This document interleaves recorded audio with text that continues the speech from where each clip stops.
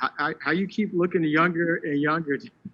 Bro, I don't know. I keep shaving my hair, growing it back. You look like how we met. Like, what was that, 5 or 6 years ago, dude? You haven't changed. Bro, neither have you, except that everybody in the world is wearing your clothes everywhere. It's been a blessing, bro. It's been a blessing, man. It's amazing. I love to see the glow, bro. It's such an inspiration, and I'm so happy to be able to do this with you today. I'd be remiss if I didn't mention my own personal grail. It's probably the first pair of Ricks that I bought, first pair of Rick Owens that I bought in Vegas randomly. Was just kind of walking through, I think it's like Caesar Palace, the mall over there, and went into the Chrome Heart store and saw a pair of Rick Owens for the first time and didn't even know who Rick was. And this was maybe like 07, 08. It was like a $1,200 shoe, and I just didn't understand why it was so expensive, but it was like the best looking sneaker I'd ever seen.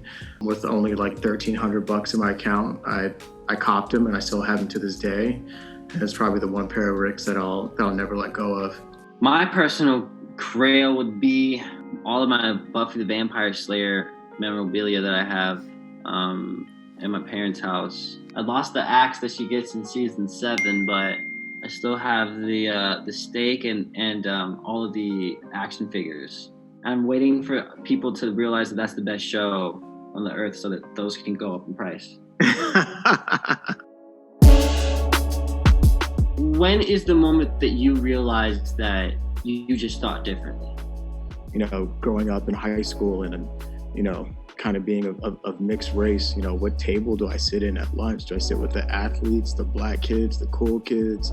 You know, like I never really felt like I fit in anywhere, like my entire life. And so much of my fashion and so much of the way that I present myself is in a way that allows me to kind of go in and out of different rooms, you know, that I could go sit with these kids and I can also go sit with these kids, you know, and my fashion was one way that kind of helped me and allowed me to do that. And so I kind of look at the things that we do now and all the codes that are kind of poured into all of these different collections.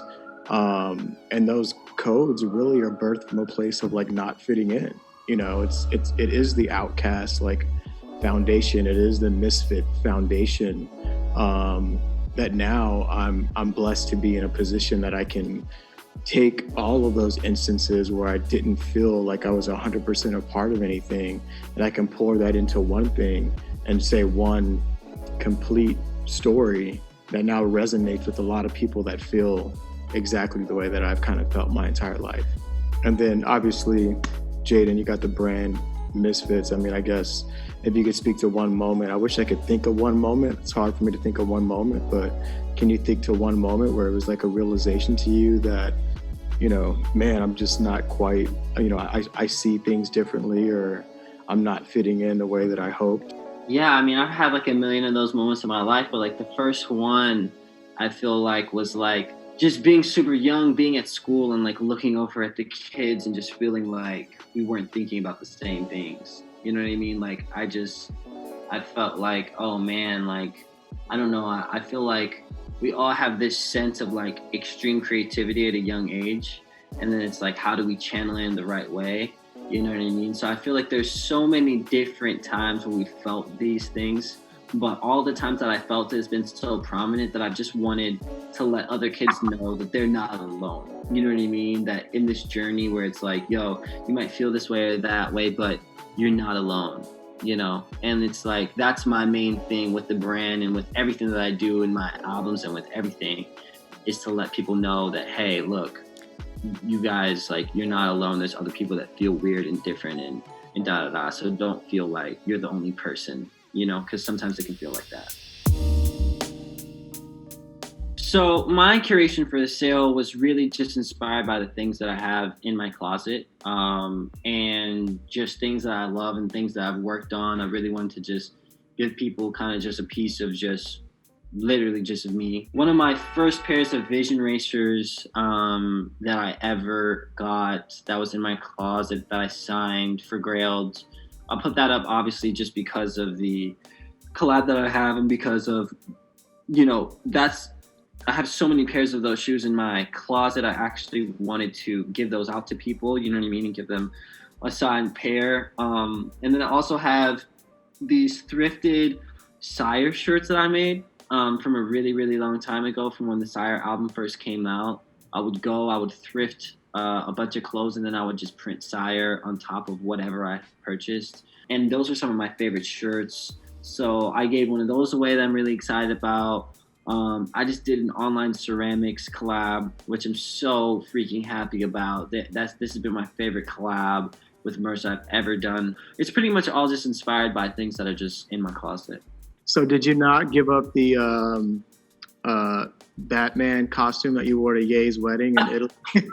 Of course not. That's still in the drawer. Oh man, dude, I'll never forget sitting at the table and you walk out with the Batman costume. I was like, this dude has the Batman costume out at Kanye's wedding. Like that was. I had to protect everybody there. I felt like I needed to be fully suited in order to protect the premises.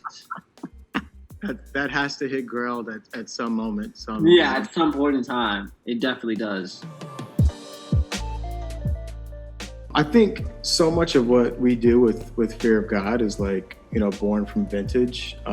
So much what we do is born from sourcing. And when I go vintage shopping, I'm just kind of open. I'm open to what I might find. I'm open to kind of whatever that journey may take me on through that day. And that's kind of how I approach the majority of like the creative process here with Fear of God. Yeah, so Jaden, when you're looking for inspiration, whether it's for yourself personally or for Misfits or anything that you're working on, what is that process like for you? For me, I'm always making a lot of mood boards. And whenever I do go and look through clothes, wherever that may be, I'm always looking for new, interesting shapes. You know what I mean?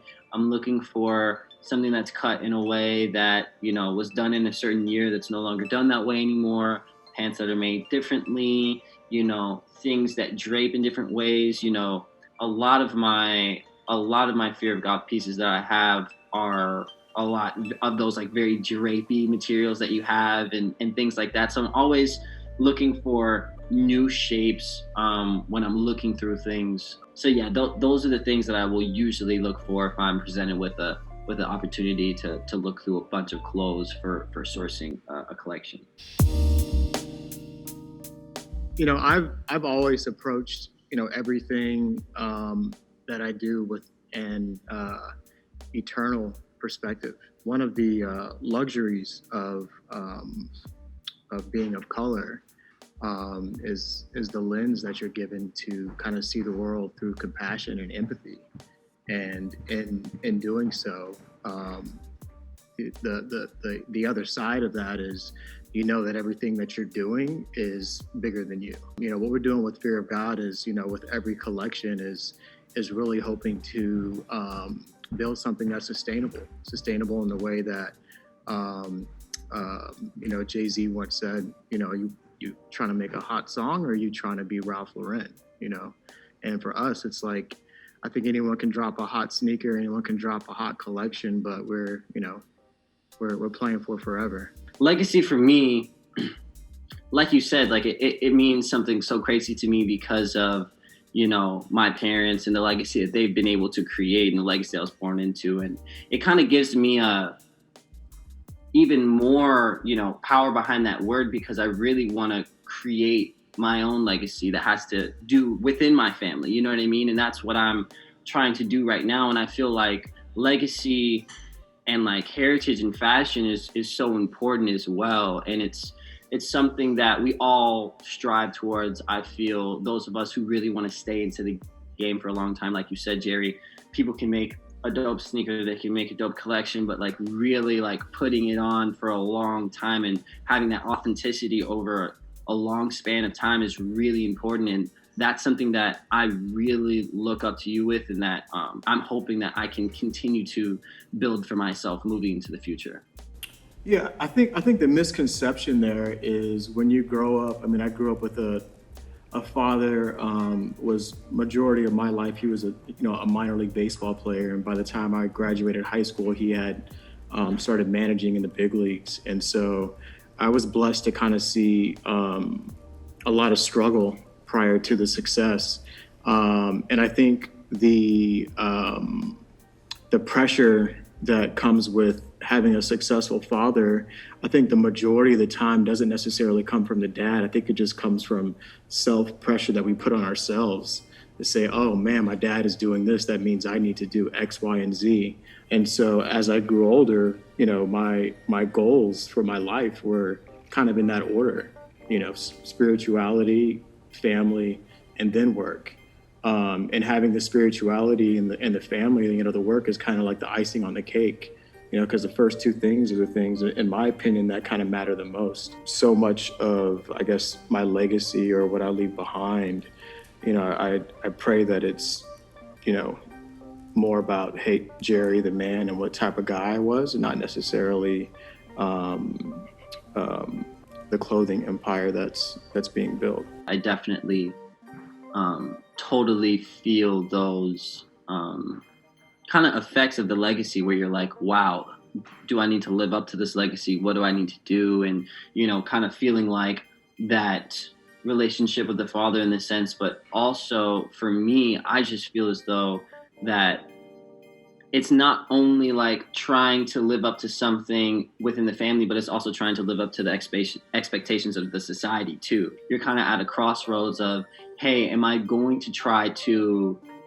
listen to society and what they're telling me and go down this road that I don't even know that I want to go down? Or am I going to kind of create my own legacy and my own thing and believe into that vision, even if that goes against what society or people are telling me? And I feel like it's really an empowering path, either way that you go, if it's truly what you want. But, when you can kind of go and say, hey, I don't know if this is going to work, but I'm still going to try this thing. And it might, I might be weird or I might be different or whatever. And I'm still going to just try to go with my own gut of what could be my legacy. I feel like that's a really powerful choice to make in a crossroads in a creative's life, if they ever get, faced with that issue.